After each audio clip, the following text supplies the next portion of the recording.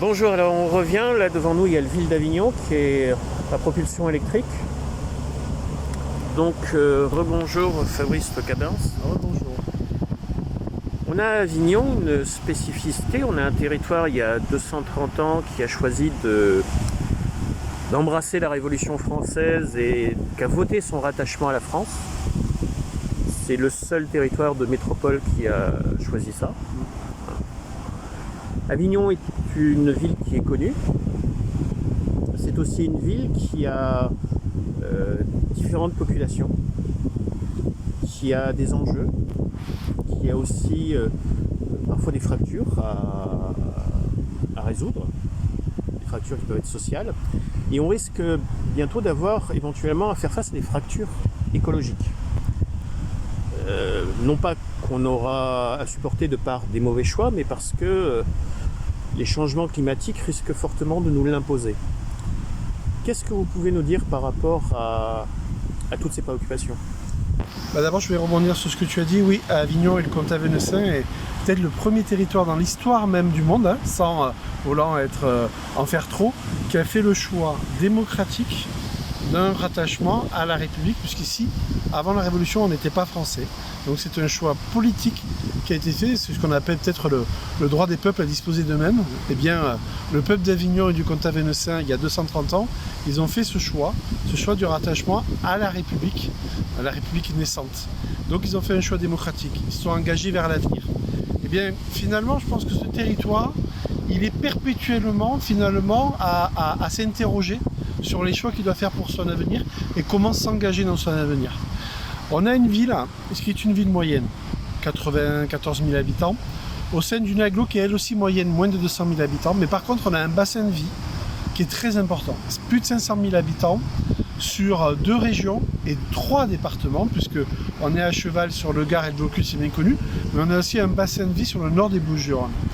Et là-dedans, vous avez beaucoup de choses très hétérogènes en termes de type de développement urbain, mais aussi dans les rapports sociaux.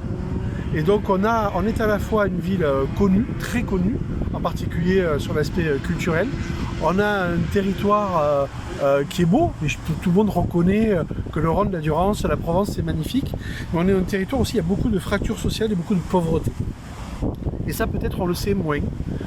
C'est un territoire où convergent finalement des peurs, des angoisses, des difficultés, mais aussi de potentielles énergies. Et donc la question de finalement quel avenir pour notre territoire, quel avenir par rapport aux enjeux aujourd'hui qui nous sont posés, qui sont à la fois sociaux mais aussi écologiques. Il faut arrêter de poser ces deux questions. La fin du mois et la fin du monde ne sont pas deux choses opposées. C'est le même débat parce que aujourd'hui, le changement climatique et ses conséquences dramatiques, elles vont d'abord impacter les plus pauvres et les plus précaires. C'est eux qui vont, parce qu'eux ne peuvent pas changer difficilement, c'est plus compliqué, ils ne peuvent pas partir. Ils ne peuvent pas décider d'aller dans un endroit avec un climat plus doux. Ils ne peuvent pas faire ce choix-là, donc ils sont contraints. Donc il faut trouver des solutions pour eux. Alors les solutions, elles sont bien sûr sociales, c'est-à-dire économiques.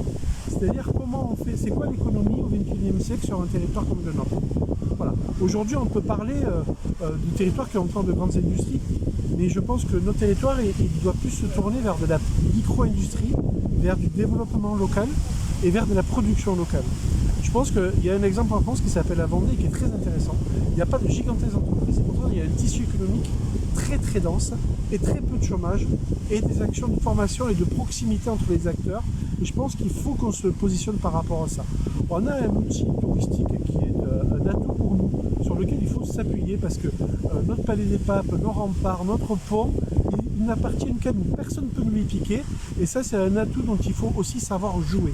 Mais derrière, il faut savoir aussi travailler à aider les PMU, les PMI à se développer plus, finalement à aider les créateurs, les innovateurs, que ce soit en milieu culturel, parce que ça aussi, c'est un atout de notre territoire et un atout fort que personne ne peut nous prendre parce qu'on a une image culturelle forte. Et pareil, il ne faut pas s'arrêter à l'image, il faut rentrer dans le concret. Donc moi je pense qu'on a des atouts là-dedans, ils sont forts, il faut les mettre en résonance avec ce que peut être l'économie de demain, et cette économie, elle doit être à la fois tournée tourner vers la transition écologique, c'est-à-dire aussi décarboner. Donc il y a des choix à faire. Ces choix, c'est les choix aussi du type d'urbanisme qu'on veut, du type de développement, du type d'habitat. C'est une ville où on concentre les problématiques dans des quartiers bien précis. D'autres villes connaissent ces problèmes, mais pour un territoire comme le nôtre, c'est quand même assez dur à porter. Donc, il faut raisonner en termes de bassin de vie, bassin d'emploi et bassin de développement, et pas seulement à l'échelle d'une ville ou d'un quartier. C'est-à-dire qu'il faut la solidarité entre nous, entre les communes qui forment ce territoire. C'est pas toujours le cas. Il y a des gens qui ont fait longtemps le choix de l'étalement urbain. Il faut rompre avec l'étalement urbain parce que l'étalement urbain aujourd'hui, c'est un contresens écologique. Voilà, ça c'est une réalité. Ça prend de la place, ça nécessite beaucoup d'investissement pour les collectivités. Qui dit investissement dit impôt. À un moment donné, il faut arrêter de mentir aux gens. C'est la réalité. Hein. Quand vous avez besoin de faire du réseau d'assainissement parce que vous n'avez que de l'individuel, ça coûte plus cher. Voilà, ça c'est une réalité.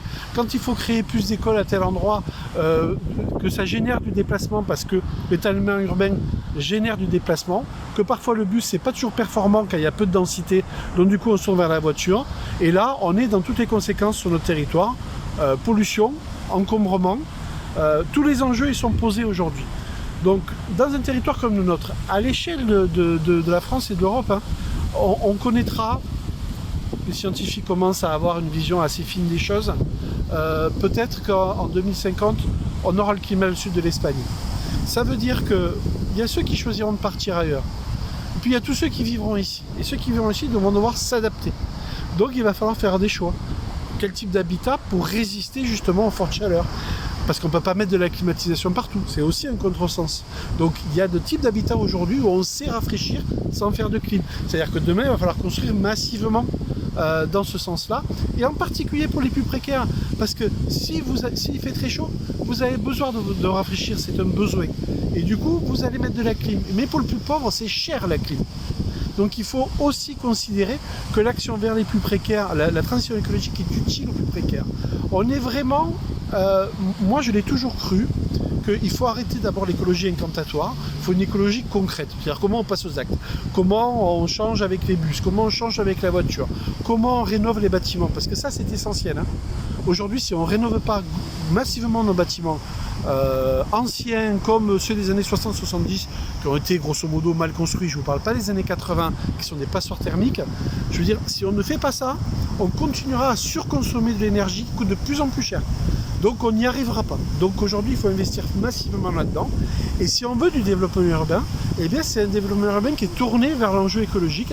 Et ça, un plan local d'urbanisme, et celui de la ville d'Avignon est en cours de rénovation. Donc on aura un prochain, d'ici maximum un an, PLU, plan local d'urbanisme Avignon, qui va prendre en charge tous ces enjeux, les pointer et affirmer un certain nombre d'obligations pour l'avenir. Quand on veut bâtir, quand on veut construire, eh bien ils seront tournés vers ces enjeux de la transition écologique. Voilà, l'écologie c'est pas que pour les riches, l'écologie c'est surtout, et je dirais essentiellement, pour ceux qui sont le plus en difficulté. Ça m'amène une question, vous allez bientôt inaugurer une nouvelle école sur Avignon, avec un toit en verdure, et vous allez refaire la médiathèque ou la bibliothèque de la Rocade, qui date des années 80 justement, avec une végétalisation du toit. Oui. Sur ces deux bâtiments, qu'est-ce que vous pouvez succinctement nous dire? Alors la végétalisation c'est important, mais je vais vous dire, c'est pas tout. C'est pas ça qui règle en soi sur les bâtiments, je parle. Hein. Dans l'espace public, c'est autre chose. Dans les cours d'école qu'on végétalise, c'est essentiel. Dans le plus d'arbres, le plus de nature, c'est fondamental, y compris pour faire baisser les températures. Voilà, un espace arboré est un endroit où il fait moins chaud. Ça, c'est une réalité. Ces bâtiments anciens, comme la médiathèque Jean-Louis Barrault des années 80, est une passoire thermique. Donc, dans sa rénovation, tous les enjeux aujourd'hui d'économie d'énergie vont être pris en compte. L'autre objectif, c'est un bâtiment qui, à minima, puisse être neutre en termes énergétiques. Voilà, ça, c'est notre objectif. Sur un bâtiment en rénovation, c'est un peu plus compliqué. Mais par contre, sur une école comme celle de Joly-Jean, c'est à peu près le même quartier, où elle va être construite entièrement, elle va être entièrement positive, et peut-être même, parce qu'on y travaille à l'heure actuelle, on va pouvoir produire de l'électricité pour de l'autoconsommation de l'école, mais comme l'école est fermée pendant les vacances et en été, il faut que cette production elle puisse servir à alimenter d'autres bâtiments communaux en proximité. Et ça, si on le développe sur tout le territoire, on a gagné un des enjeux de la transition écologique. Eh bien, merci beaucoup. Merci. Plaisir.